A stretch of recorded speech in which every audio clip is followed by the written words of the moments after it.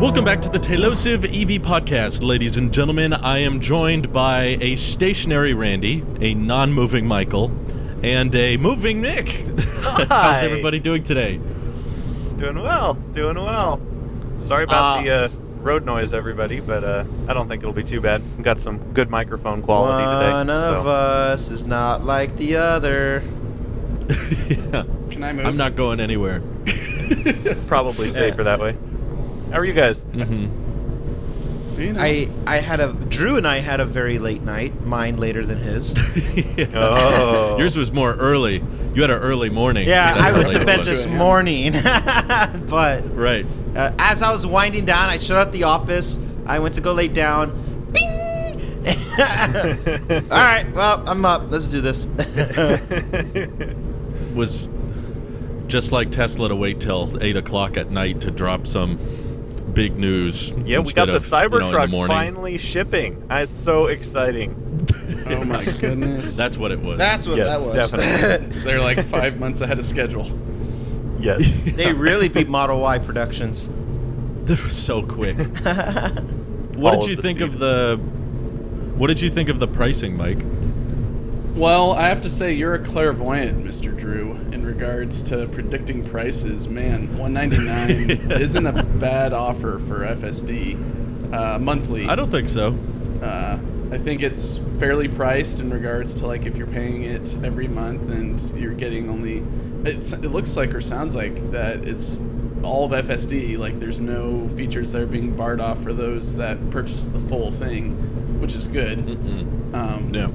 But I don't know. I talked with the wife about it in regards to because we've got 2 or 3 different Cybertruck orders in regards to like tri-motor with right. FSD, tri-motor without FSD, and then the dual motor with FSD. Don't know why we were still holding on to that.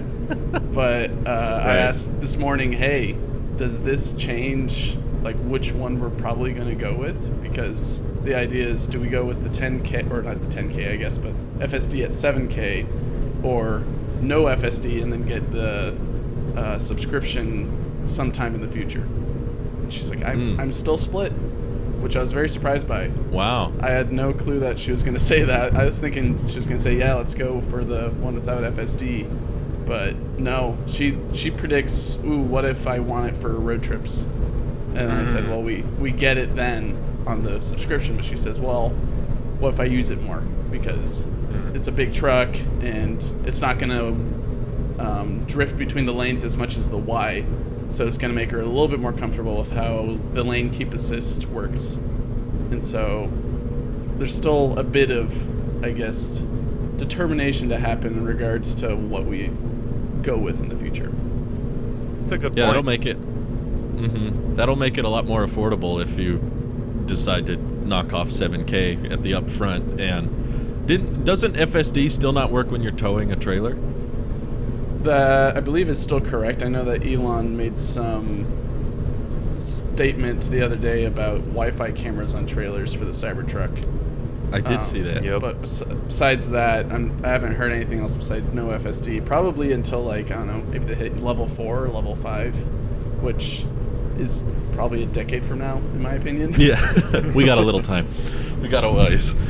So, Well, I'm very curious what Nick and Randy think as well, because we long ago had a long debate about what FSD monthly would cost, and I believe this is a bit higher than what you guys were anticipating. So are you surprised, or does this make sense, or what do you think? Go ahead, Randy. Offering 2 different tiers based off of what you have for the autopilot was an interesting curveball.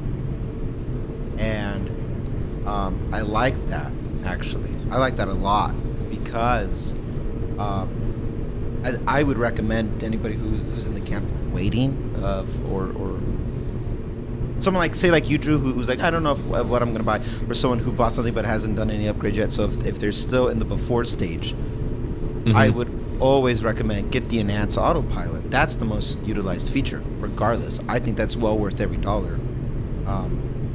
As it is If only now. it were still here. Right. in the Americas. But hold on, wouldn't previous vehicles that have it be grandfathered in when you sell it to somebody else? not necessarily. I believe so. I think so. so? When you I sell don't a know. private party. Oh, private. I don't know. I feel like Tesla would just pull the fast card. Oh, that I really FSD hope in that it. doesn't. I hope that does not happen. So, in the scenario that somebody has enhanced autopilot, and that was the feature, like $99 a month for whenever you would want to just utilize it for that month is, I think, an amazing price point for that, because what you're getting out of that are, and this is features that even we don't see right now in the beta. So $99 a month gives you all that extra features that you would use occasionally, is perfect for those scenarios of, say, you're driving down to Texas or something like that. What? So I think it's awesome that they have the bounce, but say nobody had any of that stuff and they just bought a Tesla with no add-ons or anything like that, no premium connectivity, nothing, just as it was. $199 is, when you do a side-by-side of buying it outright or doing a subscription, the subscription wins by a lot. You save so much money by doing it. If I might cancel it this month, I might bring it back a little bit. And let's say you just had it running concurrently. I was doing math, and it takes 50 months to break even to what it would be on Over 4 years. That's we're hitting the numbers of people. That's the length of a auto loan. You know what I mean? So it's like you could have this car for the rest of your time. Thank you. And it or say you sell it before that, and you would save money technically than if you bought autopilot or FSD right from all up front and stuff like that. From the $10,000 mark and up, I don't think it's worth it to buy it outright. I mean, this is Wow, you know, interesting. Randy's Randy's usually the pay it off, Yeah. buy it all at once thing, but now I agree with you though. I think I'm on that camp as well. Yeah. If you had the accessibility of having it at 7,000 at pre-order for Cybertruck, for example, I'm very hesitant. I would still say that was my cutoff point, regardless. So anything for me, my threshold 7,000 and down, I maybe buy it outright. This is assuming you're gonna have the vehicle for a decade at least. This is the context is that this is not something you're treating like an accessory that you upgrade every couple of years, like a lease or a phone. This is something that you're keeping. Then buying it outright at that price point, if you're locked in for Cybertruck, I think is a good deal. 10,000 now. Honestly, I don't see it. I just don't see it. That's my assessment. Funny. Okay. That's funny you say that, Randy, because I'm basically in that position right now. I have a $7,000 reservation with a couple different Cybertrucks, and I'm also planning on keeping the Cybertruck for at least a decade, if not longer than that. It's my dream car. It's what I always wanted out of a car or a truck, and I'm not entirely sure if I will actually use FSD as opposed to just, standard autopilot functionality.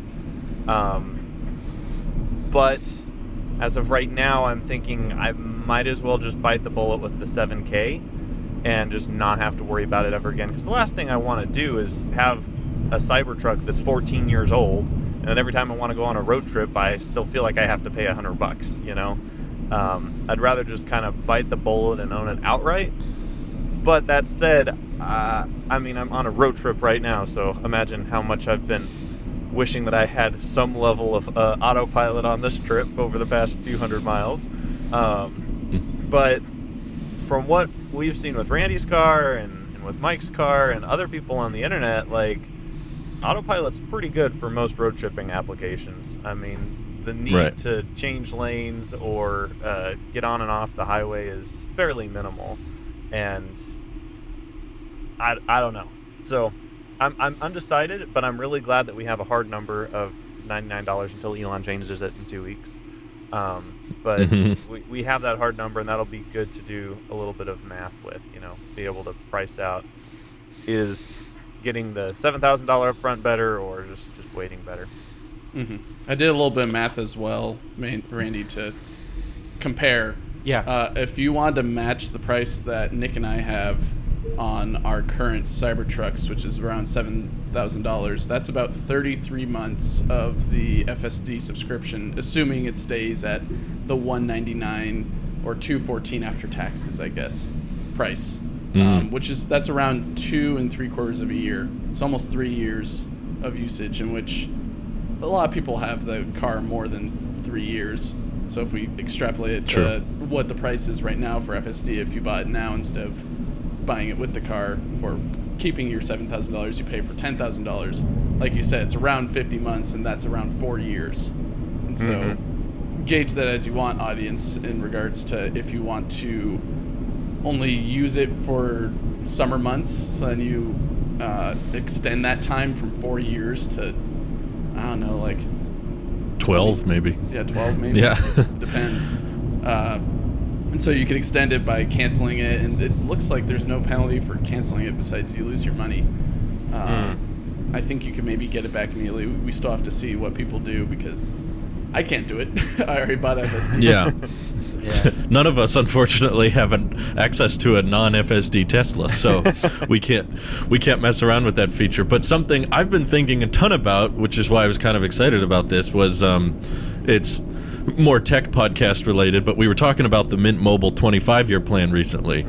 And the reason we were talking about that, and part of the reason why it's cool, but also most people shouldn't do it, is if you have that kind of money to spend up front, and you're thinking that long term, now you got to start thinking about not just comparing it to what it costs today, but comparing it to what that money could be worth if you invested it in a general index fund. So instead of dropping $10,000 on FSD today, how about $200 a month, but you invest $9,800 into the general stock market, or if you know of certain stocks that are going to do a lot better, you could be looking at that's a inside substantial... trading, and that's illegal.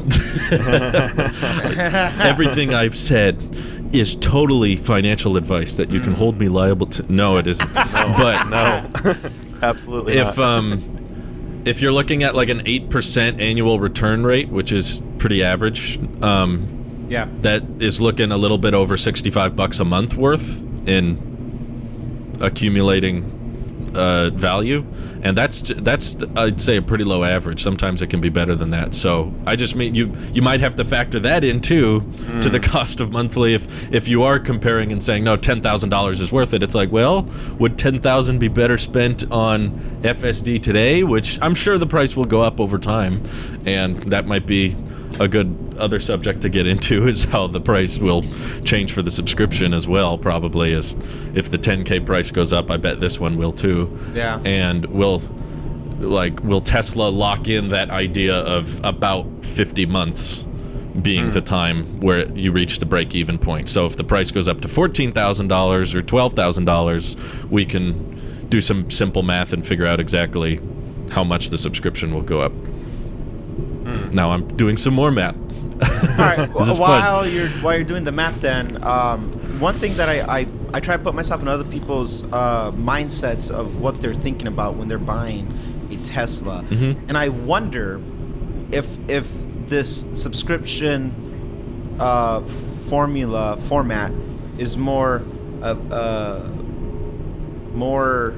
appetizing of someone's like need to want to get behind this tech, saying like, you know what, I want to try, but I'm not sure if I'm gonna like it, so I will rent it, so to say. They'll treat it like a rent. I'll do it for a month, see how I feel, assess. And because right now it's not like the buying it outright changes anything. Anybody who's in that boat, I would say, do the subscription first, see how you feel. Then if you like it and you think and you find it within your own financial means that $10,000 is worth it, or that's something I'm willing to pay, then then at least you had a month to kind of give it a go. So if it's $10,200, at the grand scheme of things, if you're spending that type of money, I would assume that's not really a make it or break it point. It's you're buying into the tech, you're buying into the convenience, the luxury, this autonomous future. You're buying into the vision. So unless something changes with the actual FSD outright purchase price, I would say everybody from the get-go going forward should get the subscription first, just to see if you like it. Honestly, and because truthfully, if it was me today, even with the $6,000 lock-in that I had, I think I would opt for the subscription. I don't think I would do it every single month. My lifestyle obviously has changed. Back when I was commuting to and from in San Diego traffic, that thing is a godsend. My life changed. All our lives arguably changed within the last 15, 16 months. So needs change. And I would argue, to counter my point, Nick's life also changed. Literally in a car right now, driving, he could use this thing. If I can let him, here, Nick, use my full self-driving. You know what I mean? Hey. So Sure. we're overall where I'm coming at is that everybody going forward, now that we have definitive answers with numbers as of today, I would strongly recommend putting myself in anybody's financial bracket. Try the FSD subscription first and see if it's worth it. If you're like, hey, you know what, autopilot's good enough, more power to you. Good luck, you know. Do you guys think when the beta 9 features that we've seen in the videos and stuff come out to everyone, that's when we should expect another price hike? I'm expecting a price hike to about 14,000. Whoa. This year. Oh. Wow. 12 or 14. Is something Okay, I'm expecting. I see 12. I see 12, not 14. So, for perspective, doing some basic math, if they raise the price to 14,000 and Tesla wants to stick with the whole 50 months being the break-even point with the subscription, then the price would go up to $280 a month. I got 250 on my end. So, but somewhere around there sounds about right. where'd you get that? Oh, I just back calculated for 50 months of usage at 250 gets you around 12,500. Oh, if it's 12,000, yeah. I just did 14,000 divided by 50. Well, that works too. So it would be a bit lower, but I'm curious if there'd be enough people, because right now it's, I think, a lot tougher of a sale, because the main features we're not talking about in the future. We're talking about today, at the time of recording. The main differences are navigate on autopilot, so the automatic lane changing, smart summon, the stopping at city traffic and stop signs, and auto park. Is there something else I'm missing? Yeah, we got. Yeah. I don't think so. Smart summon. He said that. I listed that. I'm sorry, I don't remember. That's all right. Honestly, I think you nailed it with the current full. No, I think that's it. I'm pretty sure that's it. I got the website If we're open right forgetting here. something, I should look. I mean, if we're forgetting something, we're obviously listing the most notable features between the two. So if there's something minor, Yeah, that's it. I'm looking at it now. right. That was most of it. So Okay. those for $200 a month might be a tougher sale, but once the turning in roundabouts and city streets things is out, man, I could imagine that being really, really tempting to people, knowing that there could be close to no intervention drives from point A to point B. There might be a couple interventions here and there, but for the most part, you basically just take over the car when it needs to park, and when you need to get it out of your driveway, and then it does the rest. Even for $280 or close to $300 a month, ooh. And I also just think the likelihood of someone having a spare $200 or $300 a month is a lot more likely than someone just having a spare $10,000 once to drop on software. So even if it's not financially, the better decision, because you technically save money if you did this or whatever, it just, I think, gives people a bit more peace of mind, because they don't know what their job could be. They could get fired or they could get laid off. Their income's a bit unpredictable. So instead of just saying, we're going to drain my savings account now, I'll just pay for it as I use it, and if my financials change in the future, like I'm thinking of someone like me. That's why I'm so excited about this, is because it feels like it's perfectly targeted towards my demographic. Is like, I don't know what YouTube income could be for the future. I don't have a set salary. Maybe the my views channel were could do really well for the month Yeah. of September and October, but then Right. November, December it gets better, and so you have that flexibility. Yeah. You say, I'll have FSD when I can afford it. Yeah, no, But if things are bad, One thing I would push back though, Drew, is I don't think people who are gonna buy it outright, I don't think it's like they're in their mind they're dropping $10,000. I feel like they would roll it in that loan when they do it at the time of so they would completely dismiss it. That would be rolled into the loan as another add-on feature, the way people add on spoilers and whatever. At which point though, that $10,000 over 5 years or however long your auto loan is, would be, you know, probably a little bit more still than the monthly, but at least you'd own it at the end of it, you know. I think because it does add interest. Excuse me. I think the part we're hitting on though is assuming we're trying to speculate how is the price going to change now. That's why we're teeter-tottering. It's like, oh, but what if it goes up like this? What about if they offer this function? Let's try to be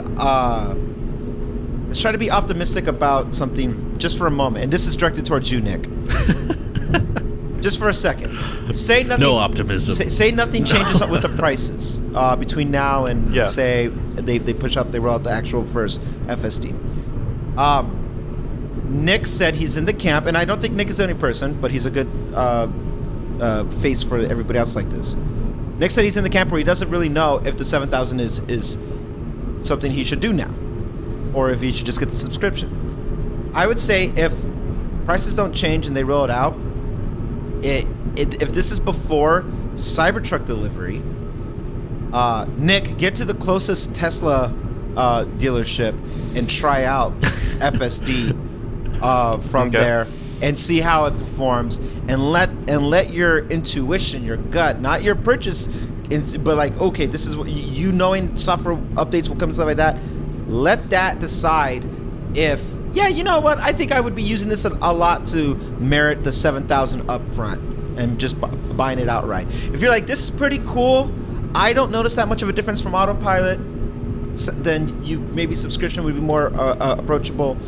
Try to get your hands on testing this if it does come out before Cybertruck, which at this rate, I think we'll see Cybertruck first. That's an interesting question. What'll come first? Cybertruck.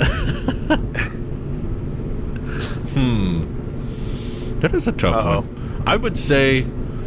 I would ask Nick to not let the 7K FSD be a deal breaker.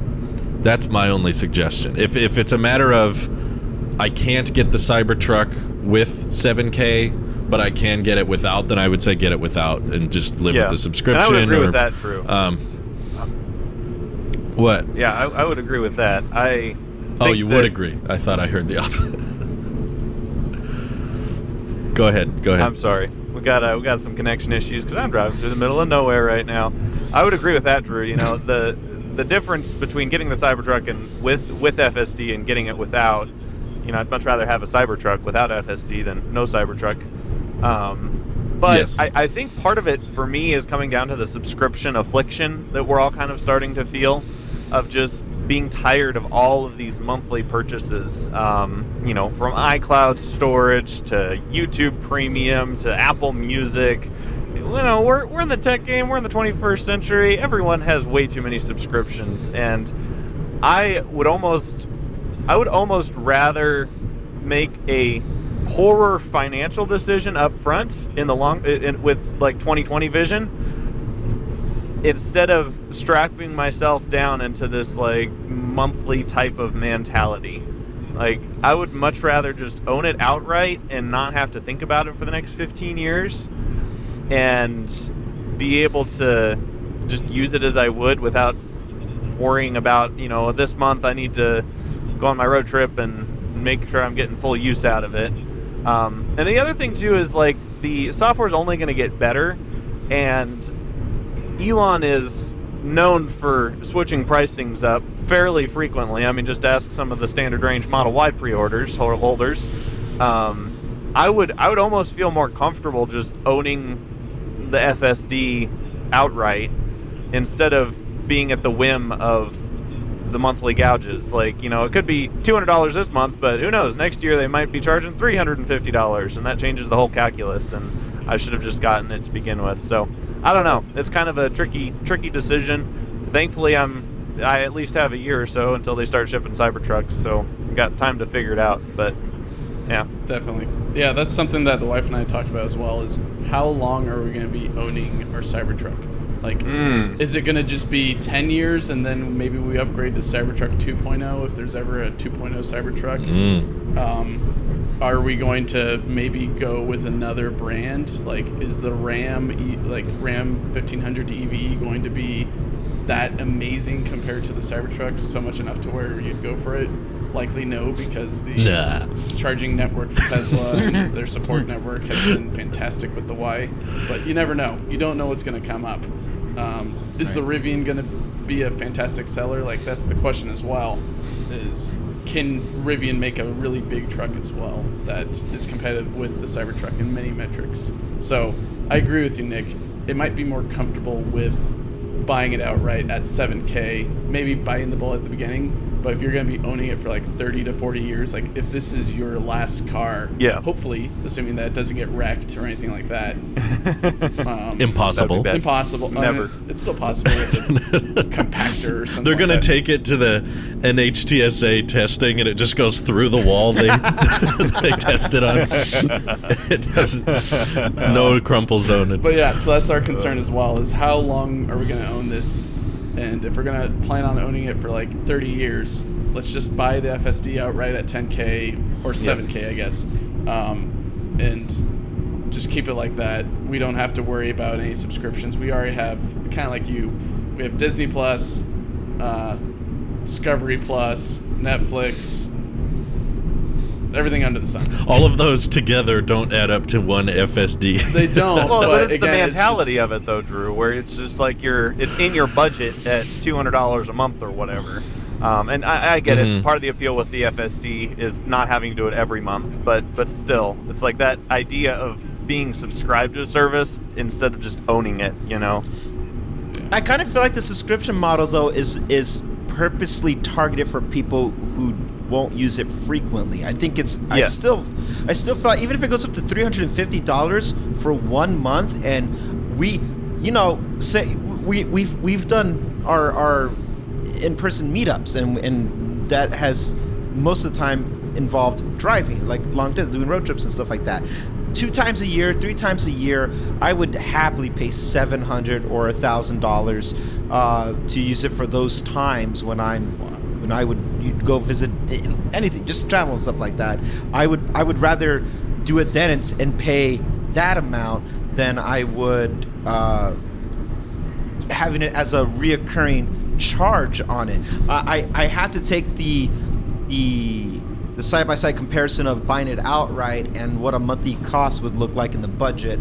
I would have to take it out of the equation, because I think logically it would make sense just to buy it outright if we put it out of the equation. But I don't think the subscription model is meant to compete with the FSD outright. I think it's meant to be those ones and twosies. How can Tesla make it's all profit for Tesla, you know, it's all software. So how can they still have something worth reporting on when they do their earnings calls and stuff like that? It's like this is a good onesies and twosies, and that short-term mind game that everybody falls victim to with subscriptions and just the manipulation tactic of it. So many more people are going to be attracted to paying right now $200, but let's say it goes up to $300. They're more attracted to paying that. Okay, maybe 1 more month, I'll keep right there, and that will look better when a bunch of people will try that out all at once than a smaller group of people buying 10,000 outright. I think that's for sure way better target, and I think it's for the people who I want to play with it. It's a 200. I spend more in Vegas. You know what I mean? They just want to play with it. So I'm really glad it's there. Yeah, 100%. I'm even though I'm considering not getting it, I would say I'm very excited that it's here and that we have that price tag. Finally. 2 weeks I'll is still over. say if you the 2 weeks has finally been done. There's only a couple more things. We're waiting for the beta 9 rollout for everyone, the wide release, but we've already got the vision only launch check, and now we got the subscription check. So I'm curious if maybe the rollout of the subscription means that Tesla is getting closer, or at least they're getting more confident with how beta 9 is performing and thinking, okay, now that these are going to be widening their release to more people, it's a good time to bring more people into FSD and make the package more accessible, because the number of people that are just going to be able to casually drop 10K is, I think, a lot fewer than the ones who are willing to drop 200 to give it a shot. But yeah, at the end of the day, for sure, if you can't afford the 7K, Nick, and it's in the budget, I know confidently Nick is probably going to get a Cybertruck and keep it until the universe is consumed by... The heat death of the universe. Well, until Tesla Yeah. makes a big van that he can operate out of wherever he wants to Yeah. go. You know, I There would you buy go. that van yesterday. Yep, Cybervan. Yesterday. He'll check All the trade-in values of his Cybertruck when that comes out. But yeah, it's not you're right though, Randy. It didn't completely extinguish the purpose of buying it outright. There's still a lot of sense in doing that, which is why my original guess was $199. I thought that was a good middle ground to where you could say, well, it's cheaper if you're leasing, but it's still better to buy outright if you plan on owning it. Most car ownership is, I think, around 8 years. So I think they balanced it really well, and I can totally see the price going up when the City Streets thing is available. But after that, I'm wondering what would cause the price to go up again if the Beta 9 features are out. Inflation. They just raise it for no reason. They're just like, That's what they've done It's before. more now. Look at the S. Look Yeah. at the 3 and Y. The why? Yeah. Yep. Mm-hmm. It's true. We complained a lot especially over the last year and a half or 2 years about this dragging the feet of FSD, and when it launches for the masses, I think we will have such a weight off our chest as fans, spectators, owners, as enthusiasts, as all of it. I think this weight will be lifted because there's going to be a level of validation that will be like, wow, they took their time. We were complaining the whole time, but for all the right reasons, they took their time. And I think when it launches, bugs and flaws included, we're going to be like, what a feat of engineering this became, of being able to have this out there. And I think that excitement that we share will then spread to the masses because of the subscription model. People are going to try it out at least once, and they're going to be like, "Oh my God!" And the world of automobiles will never be the same. Of people, I think there'll be a before and after. We will remember only the post times, like, man, it feels so great to have it, and we'll slowly over time start to forget how irritated we were when we were like, "Come on, it's right there! Come on, it's right there!" I had to click the blinker to change lanes. Oh. Blinker. Remember when FSD couldn't turn? Wasn't that crazy? They were selling it for 10 grand. Yeah. And it didn't even Too bad I do didn't buy city it at streets. 10 grand. It's 130 now. Oh, it was so cheap back then. My day. Back in my day. FSD just changed lanes on the freeway, and that was about it. Oh well. 10,000 today is cheaper than what it will be in the future. Yeah. Yeah, no doubt. So yeah, But- I think we will hear that. Something like, remember when it used to be only 10 grand? Like, I'm over here like, I would never. And then people, 5 years from now, remember when it was only? Because I remember when it was only 5,000, like half that. I'm like, what a steal. That was a lot. And that was a lot. It's like the then. most expensive consumer software package I've ever heard of. Yes. Yeah. I can't think of another one that's pitched not like to businesses and stuff. There's Yeah, I big was software gonna say packages, for, but this is like, Yeah, for CAD modeling and other stuff, you can purchase some software for around that range. Yeah. So yes, if you want to consider that designers, it does get up there, but this is like not, developers or anything. It's just like regular people. Yeah, 10 grand, sound good? Okay. Wow. Yeah. I think I'm gonna go ahead and assume FSD will be 14 grand by the end of this year, and the wide release will be out in Q4. I think maybe November, December. He said if things go well in a month or so. So I'm predicting 5 months. That's probably what that'll look like. That's my next prediction. Yeah, you guys can put out Drew yours. on the record right now. Yeah, throw me up there. 14. I honestly agree with that, but I want to give a different number just to add some diversity. But I do agree with by end of year. I think 13. 14. You know what? No, I'll go originally higher. said 15. 12. I'll say 15. Oh, okay. Ooh. So Randy, you originally said 12 earlier in the podcast. but you're more convinced with 14 now. By end of the year, I think we'll get 12 come fall. Okay. Really? Okay. Wow.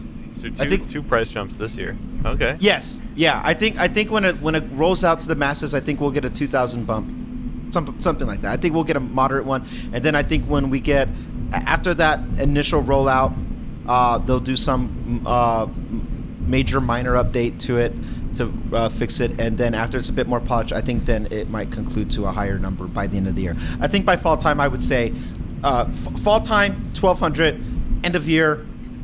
I agree with 14, but 12,000. yeah, I would say 15, just to add a different number on the board. 15. And I'm gonna say it's Okay. gonna go down to $3,000 just to be different. Oh. You know, I think that's more correct than everything I've ever heard in this podcast, Nick. That's 3K. the most correct. Yes. We're always correct. We just want to be more Or correct. maybe more accurate. The subscription goes up to 3K. Even more perfect. Speaking of missed timelines, how do you guys feel about Rivian I'm really sad. delaying till September? This is not good. This is really I know. bad. This is really bad. I was talking with the wife in the car. I'm like, they used to have like the pedestal on the high mountain with the sun shining on them. Like, this is the first EV truck out. It is real. It's happening. Mhm. It's not. You saw Lordstown. one. Yeah. I see many. I saw one in the town nearby. I was eating dinner and it drove by. Me and the wife waved at him. Him and his kid we gave them the thumbs up. They waved high or whatever. So that gave me confidence. You're I'm like, like, we're oh, wow. Cybertruck reservation holder. Hi. Anyways, back to the Rivian. Yeah, they're getting real close to the timelines for the Hummer, the Lightning, and the Cybertruck, and that's not boding well for a startup. I can see it understandable for like Lucid, because they're already entering a market of high-class sedans and SUVs, and all they're really bringing to the table is EV to it and their own unique perspective on it. And it'd be nice for them to get out into the market, but in my opinion, they're in less danger than Rivian. Rivian really needs to get something out, and soon. Yeah. And with it's a supply chain shortage or supply chain issue is what RJ was quoted by Reuters. Yep. Basically from facility construction, equipment installation, and vehicle component supply being impacted by the pandemic is what he's citing as the main reasons for this delay to September. So why doesn't- hasn't Rivian just shipped out like 100 units? Like, okay, I get it. Scale is not something they can do right now with the chip shortage and stuff, but like, get 100 units out the door so you can beat every other electric truck and say we were the first. You know, like, why don't they do that? That's I don't exactly what my wife said to me. She's like, why don't they do that? I'm like, they're not Tesla, I guess. They're not going to ship a product that's half-baked. They rather be right than first. I respect that. It's not good. I agree. It's not a good look for a startup, but I respect it. History might remember the first like that, but honestly, history's gonna remember Cybertruck before anything else anyway. And I think history will be kinder to Rivian if they just do it right instead of doing it first, because it's when I try to think vaguely on all these other people trying to get into the market, Ford, whatever, it's It's all reactionary to Cybertruck. So Cybertruck was first. That's how it's going to be. Even though it's not delivered first, that's how it's going to be. We saw Cybertruck in 2019. That's how that will be remembered. We saw an EV truck in 2019. Rivian, I think its long-term strength is that they need to do it right. Because I want them to succeed, and if they really screw any of this up right from the get-go, I don't think they can be strong enough to survive the lifespan of that company in some capacity. It's too volatile about things, and I'd rather they just be right. But I also rather they be right and on time. Yeah. That's what I was gonna say. I'm not saying they should rush it out before it's done, but it's not a good look to me when you say June, and then in June you say July, and then in July you say September. Like, and Tesla's not innocent on this either. I was also annoyed with the rollout of the S, saying, "Oh, it'll be done by February." Okay, events in June. It'd take them all these months. Next month, maybe next month, maybe next month. That's not good for them either. But they have products out and they're delivering them, and they're not in startup territory anymore. But Rivian, when they say all these timelines and they don't deliver on them, similar to Elon, I doubt them and I don't believe the report anymore. So RJ is kind of floating into that same empty promise category that Elon is in for me. Like when he says in a month or so or in 2 weeks, it doesn't hold much weight because we're like, you said that already. So when RJ says September, it makes me go, I bet it's not going to be September. if you thought it was going to be June and you thought it was going to be July. And I also thought it was weird for them to wait until like halfway through July to drop that news. Yeah. If you know you're not going to make July, you shouldn't wait 15 days into it to say like 2 months actually. Maybe there could be internal semantics going on between probably the business guys and the engineering guys and all that. My main concern is, I think we mentioned it before in previous podcasts, is Rivian's big fight against the Lightning, because they're very similar in regards to size, maybe not size, but like they I would say they're very close in what they're offering to a customer. And the fact that the launch edition starts at $73,000 for the Rivian, and for the Lightning, I forget what the launch edition for that costs, maybe around like 60 or 50. I don't know what Ford's quoting, but they're going as low as I think 35,000 with the Lightning or somewhere around there. And 40, I think, yeah. So to compete with $40,000 on a startup vehicle, a bigger truck. Yeah, a bigger truck. The Lightning's bigger. Offers a whole more lot more famous plugs. truck. Yeah, more famous, has more backing. It's a traditional company or legacy company. The most famous vehicle. Yeah.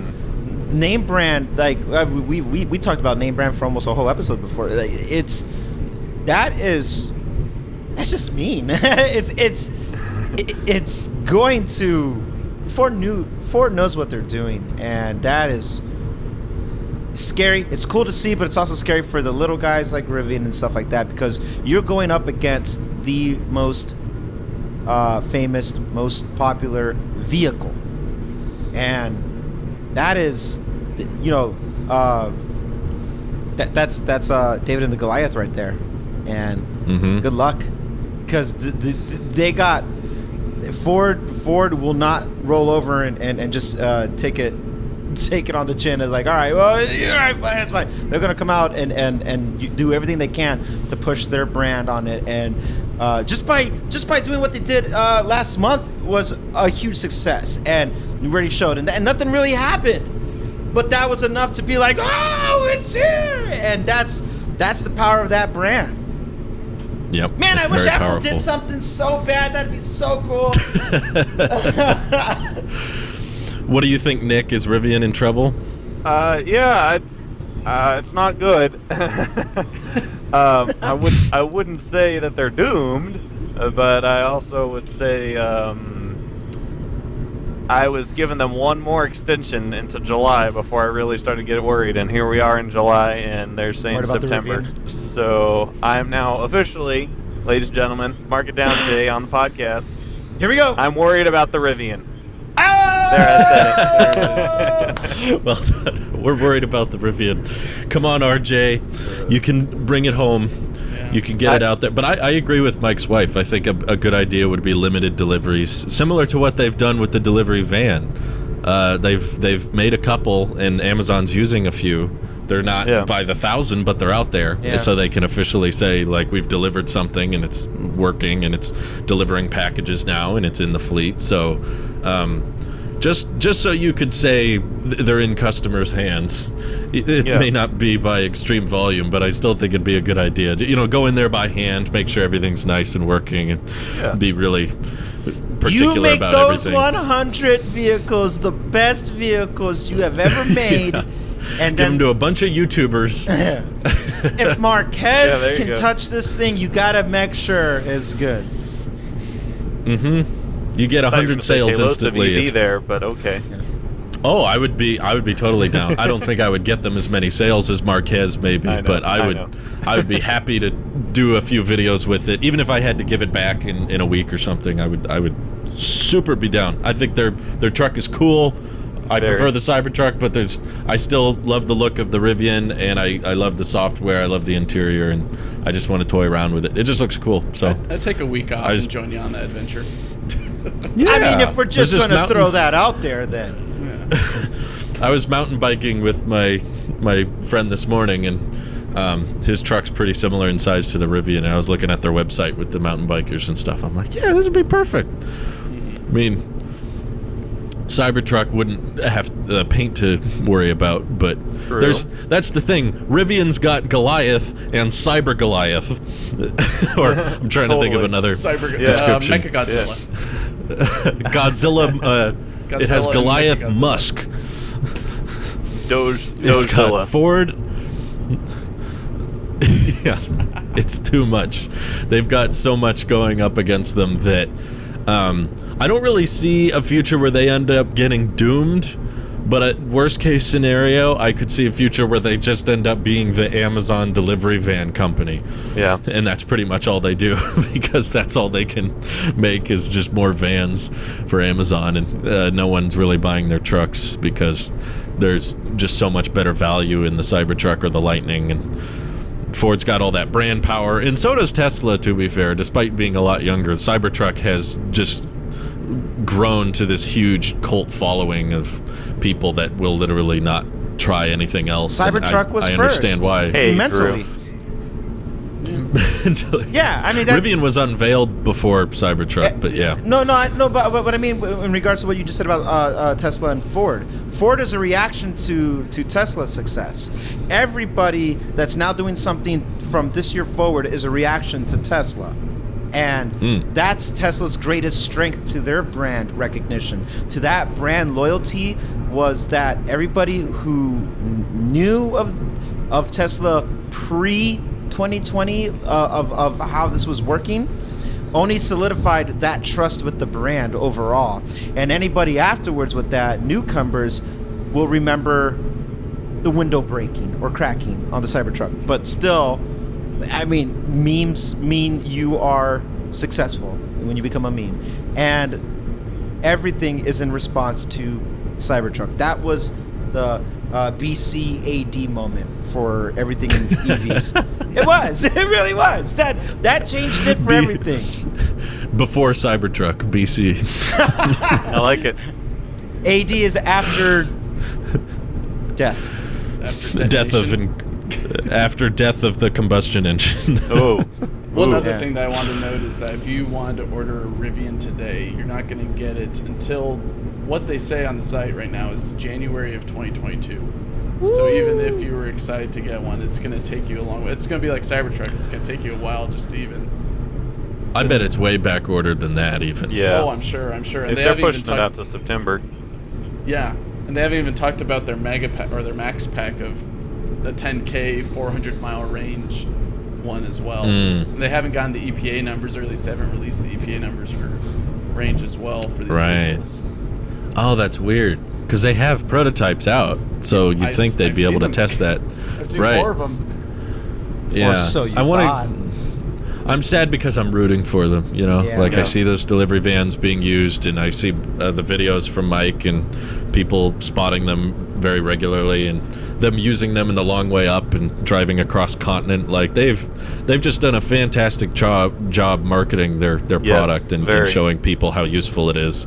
And I wish Tesla would take a few cues. I know they don't need to because Cybertruck demands through the roof, but still, just if you were a diehard Rivian fan, I bet you feel somewhat listened to from the marketing department. Maybe not the mass production department, but the marketing department. You feel like, oh, they're giving me all the info. They're giving me the kitchen package videos, and they're giving me the off-road shots, and drive the tank turns. And Rivian filed some patent on a, what's it called, a K-turn.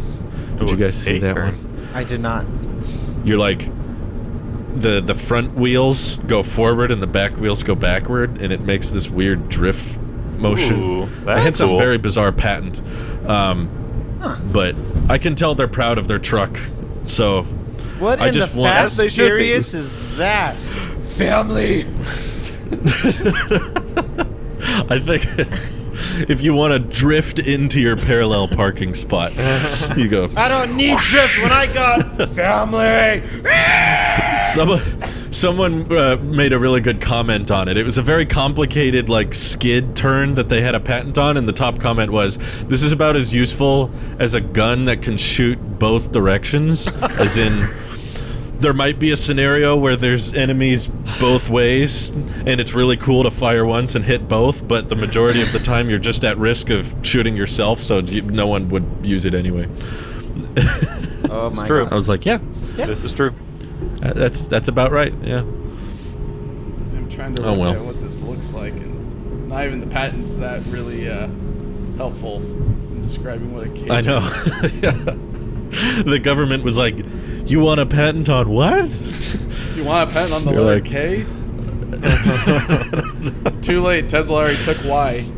Ooh, Right. I'm pretty sure Ford has E. Yeah, Ford's Yeah, got they E. killed sexy. That's too bad. That was the But, most expensive joke he said. He Oh, did. we didn't talk about. I can't believe it. We got this far and we didn't talk about the Cybertruck self-presenting doors. Oh, yeah, my yeah. goodness. We finally got Cybertruck What? news. Yeah. Wow. I think this is the update. I don't think we're gonna get one now. After his last tweet, Really? Okay. I think Mike made this prediction last week or a couple weeks ago. As he said, we won't get any new Cybertruck images or updates until like a month before deliveries. Yeah. Which I don't think is a good move, but I think he's right. After reading that response, everyone's like, "Hey, Elon, you got any updates or some new images or something you want to show us for the Cybertruck?" And he was like, "It looks the same. It just looks like that. There's no, you don't need to update. Who cares?" But also, the doors open by themselves. Without handles. Without handles. It just knows when it's you, and it goes. I have never seen a more simple answer develop so many questions before. It blew my mind. I was like, he's either trolling or he really thought he was answering someone's question. In reality, he just developed 80 more questions by that one answer. There's nothing new And I was like, besides, the Cybertruck will be able to fly. Period. Hey, do you have any more updates? The doors open by themselves. What? It sounds. And it just so. it just simple. recognizes you. It sounds so simple by itself, right? Like, oh, the doors Yes. just open themselves. We've seen the Model X driver door do that. Like, okay, whatever. But you're right, Drew. The more you think about it, the more you're like, okay, well, what about this scenario? Or what about this scenario? And it's like, how are they going to solve all of those what ifs and not compromise the customer experience? I don't know. It's going to be Do interesting. you guys have predictions on how it's going to work? I do. Or guesses? So, Okay. have you guys ever used a lamp, just like a lamp on a desk, that you turn it on and off just by touching any metal surface of the lamp? I used one like yesterday. Okay. Yeah. Okay. So it's a fairly simple technology. All that really simple piece of electronics is doing is detecting a ground fault. When you touch the metal, you are kind of disrupting the potential energy of the metal piece, and I'm sure Mike knows that I'm not describing this You're quite applying correctly, a resistance.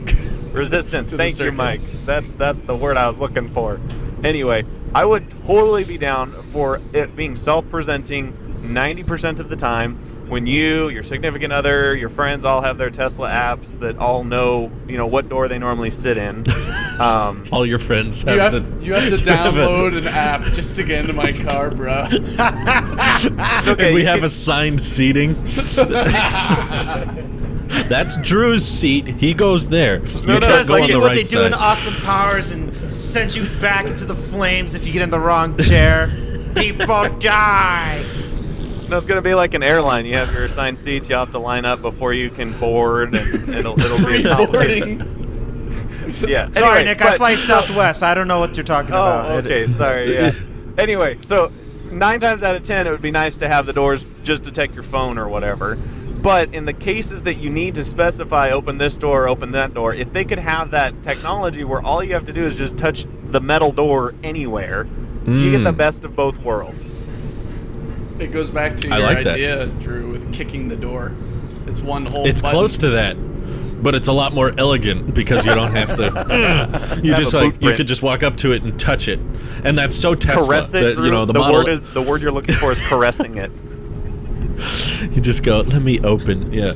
On the Model X, there's like a pressure plate. It's not a handle, but you just push in on it opens, and it's so Tesla to be like, no. The door is the handle.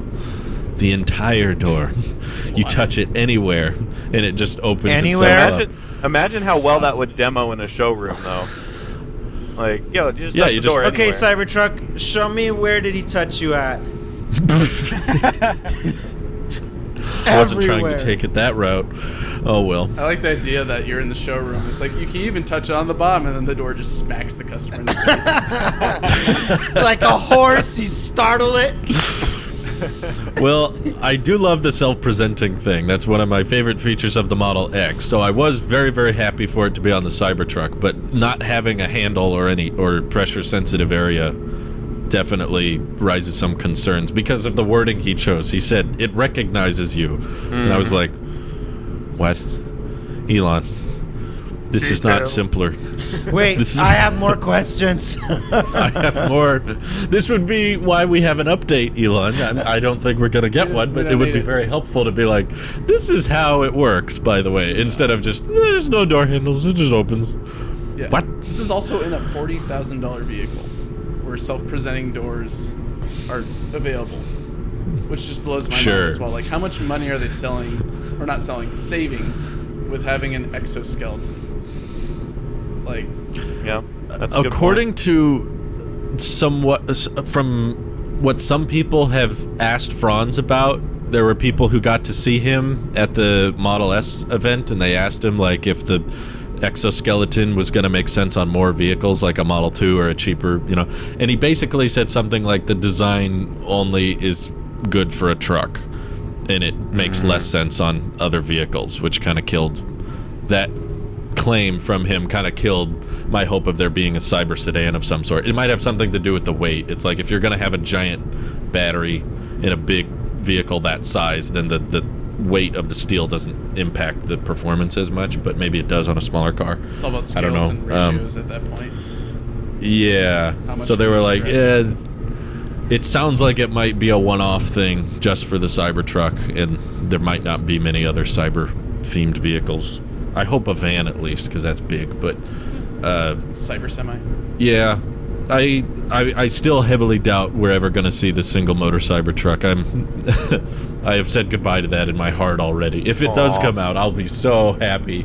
That would be, oh my God, there'd be no question. That's like the best vehicle. It only makes me more For me. excited about the Wolverine edition Cybertruck that he mentioned. If that'll ever come to be, and what True. will that look Wait, like, what was because- rumored about that? I mean, Ryan McCaffrey, who's also based here in the Bay Area, asked the question regarding On battery day. on battery day, like, what's the status on like a smaller Cybertruck or something like that? Because I live in San Francisco, and Elon said we'll make a Wolverine one probably for the European countries, and maybe we'll take it to America as well, for those who want a Cybertruck in a smaller area. And so I would expect something like maybe the size of a Ford Ranger Cybertruck, and I think that's still possible with the exoskeleton. So That'd be so cool. I don't know. Oh Yeah, my there's God. still no status. It's the same status as when is there a Cybertruck update. There doesn't need to be one. Mm-hmm. It's yes, there does. So I think they're at the point where, you know, he's talking about the door handles and it's ticking people off, or he's talking about the size, or the yoke messes with people, or the people don't like the sails on the side. It's harder to reach in the bed from the side or whatever. I think at this point Tesla's just like, we need to lose as many people as possible on this truck because the orders are literally out of control. So you can only get it if in there's pink. any reason, if there's any reason at all you don't want it, Tesla, please cancel. Tesla you know? breaks their rule and does a TV ad spot telling people not to pre-order the Cybertruck. I think that only Don't buy this increases truck. sales. It probably would. It's their first ad. It's like the Boring Company flamethrower. He Yeah. tweeted out a link to it and said, "Do not buy this. Sold out. Don't buy this flamethrower." And everyone bought it. Yeah. That's my biggest They- regret, not buying that thing. That would inversely, I think, be such a power move. If like Ford was spending money on ads for the Lightning and Rivian's trying to get their vehicle off the ground, and Tesla is literally spending money on telling people not to buy their vehicles Like a because they have so 5-second much ad. demand. It's not even like a 30-second ad like Ford has. It's like 5 seconds of just a Cybertruck. It's like, don't buy this. Tesla. No, Elon needs to get Ryan Reynolds involved. Get Deadpool This is the in there. worst truck I've ever seen in my life.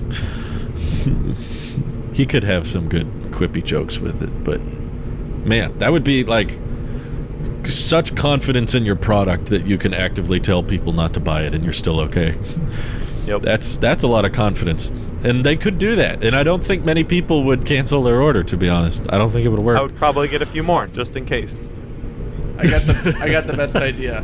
It's like the silhouette of the Cybertruck, and then it slowly starts getting brighter and brighter and brighter, and zooms out, and it's just a door stop on a door, and then it says Tesla.com on the bottom of the screen. Oh boy. And that's it. Yes. There you go. Nothing else. No cars. No I like nothing. Just door stop, door, Tesla.com. I like it. I'm also really pumped for the rear wheel steering. I'm glad they're doing that. I Yeah. think that's a great idea. Helps with getting into the very tiny parking spots when you're supercharging. I was That's very going to true. say the Cybertruck makes sense to be the first vehicle with rear wheel steering from Tesla. That needs it more than any of them. And the turning radius on typical Teslas is not great anyway. So the Cybertruck without rear wheel steering is going to be. But do you think that means crab walk? No. No, I don't think so. I think if it was crab walk, he would have said it because that sounds cooler. I've been seeing more supercharging stations have more instead of just like the line like that. I've seen more they're putting in the side one as well, where you don't have to back in, but you can pull up to it. And I think we'll be seeing more variances of these side lineups instead of just a row in response to the Cybertruck, to bigger vehicles, because backing it up is going to be, I mean, rear wheel steering is a good idea. Also a good idea is just expanding your charging stations to just be more accommodating, more like every time I would drive by the big mall in San Diego that had like, it would start off with I feel like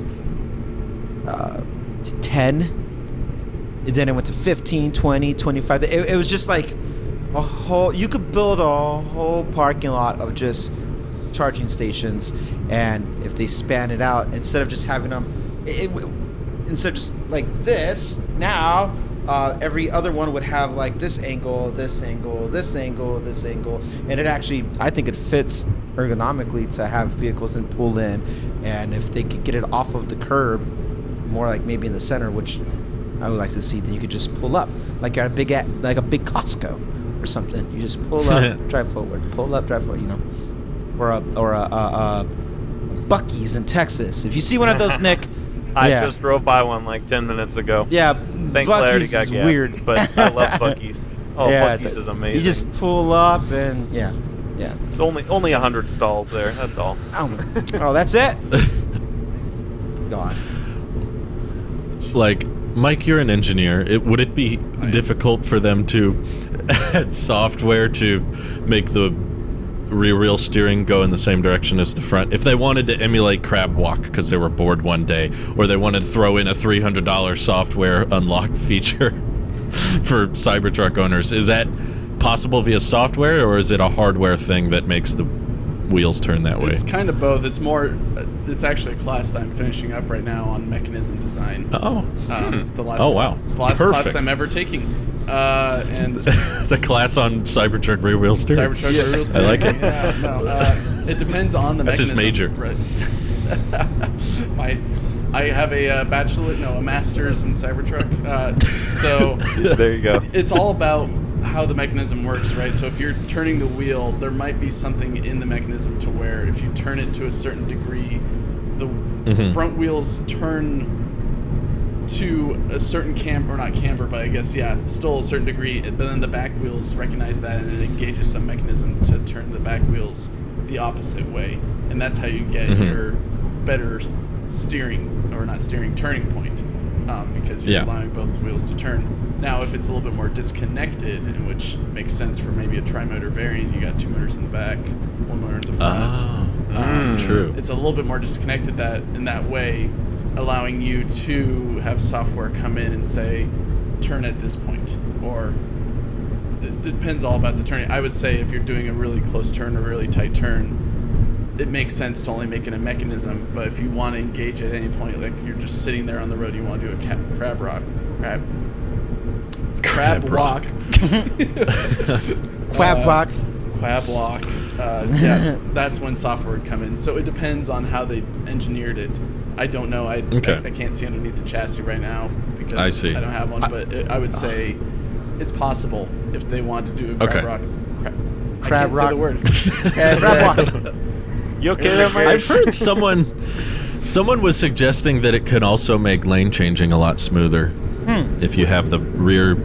Oh, that would be so cool. You're not going to do that at high speeds. Way to fix a problem subtle. you didn't have. Yeah. Well, Tesla loves fixing non-existent problems. Think about That's for sure. how, if Nick's on the road right now, think about how much you need to turn the wheel to go to a different lane. It's Barely not that, any. Yeah. Barely any. So why do you need back wheels to also Because it would look so cool. You just have to. Because I want the back end to turn first. I want to be like Exactly. You're just going like 60, going 60 down the road, and it's just like, oh, I see both wheels on this truck going to the right. If you're seeing Very that slight. much turn on the wheels in a truck on the highway, you better back up or like get out of the way because that truck's going off the road. It's just gonna start dancing for you. It's There gonna you start go. making Yeah, all you these could use it. movements. You could use it to combat fishtailing on a trailer. There you. Oh, that is a good idea, Drew. If a trailer was doing this, then the tires would be like, it goes level in the back, but the tires are That's like. not how it works. That's not how fishtailing works. I know, but I'm being totally serious. I know. Something that I also wanted to mention with the automatic doors, does this mean that a dancing mode is coming to the Cybertruck now? Because the Model X had the dancing doors. You're Yes. right, and it's got I air want that. suspension. Yeah, it could go up and So down it could- and open the doors. And are you okay? Will you tell us that you're Maybe the okay? Blade Runner or And Mad Max it's theme got or whatever. imagine the dancing you could do with crab walk and self-presenting doors. Dude, You could do the crowd. It goes back and forth. you could almost moonwalk. Could you turn the tires inward at each other and then just spin the outside tires and then it just moves sideways? Yes. Oh, that'd be so much fun. Like I did. I Am Legend. You could back into a parallel parking space just man, the Cybertruck just sounds so cool the more he talks about it. Now I Poor just can't Rivian. wait to mess around with it. Rivian is so screwed. Oh well. But you know what? You know, I was looking at the website now. Did you guys know, according to Tesla, the Model 3 standard range costs more than the single motor Cybertruck? No. Ooh, that's scary. That's really scary. The single motor Cybertruck is the cheapest. It's the cheapest Tesla on the website. Right Oh now. oh no! Isn't that- Don't say that. So- no. It's gone. Oh, we know where this is going. I'll go out on a limb here. I'm gonna say something controversial. I think there will. I think there will obviously only be a dual and a tri-motor Cybertruck, and I think both of them will be $5,000 more than That sounds the fair. listing price. At least. That's my prediction. Well, It's gonna be a lot more. Thank God for me and Mike not having to try to twist our wives' arms because they only wanted the best of the best. So, you know. Yeah, Nick and I don't have that problem. No, you guys were such advocates of single motor. I'm like, R.I.P. guys. I'm sorry. I'm telling you, try I motor. will be. If it comes out, I'm gonna be such a advocate. I'm gonna love that thing like it's my own child. Just wait until it dies a month later. Oh, If they do take orders for it, you better act quick because that thing's not gonna last. That's It's true. gonna be I there do for believe 12 that. hours. if they Take it away if in they 20 honor minutes. anything of the different variances of the motors, which I hope they do. If they That's do, true. They might not. it won't last. That Mhm. much I would bet on that to be the thing. It will not last. That they will kill off single motor the same way. It will meet the same quick, swift death as the standard Model Y. And 3. Yeah. And S. All right, closing thoughts, gentlemen. No. I'm worried about the Cybertruck now. Jeez. Drew, I'm you not got worried me about worried. the Cybertruck. I'm worried And I'm worried the about We're Rivian. so worried I'm worried about the two. Rivian. I'm worried about 2 electric pickup trucks right now. This is scary. Come on, RJ. You can do it. We believe in you. Kind of. I am- But not anymore. It's not that I don't believe in you, but I am rooting for you still. But from from There you go. From the winning team over here, it's like, hey, you got this, champ. You could do it. You could do it. You got All right. this. Thank you, everyone, for watching. Hopefully, Model S deliveries are beginning by next week. Hope you have an Maybe. excellent day. Bye, guys. Take care. Bye. Bye-bye.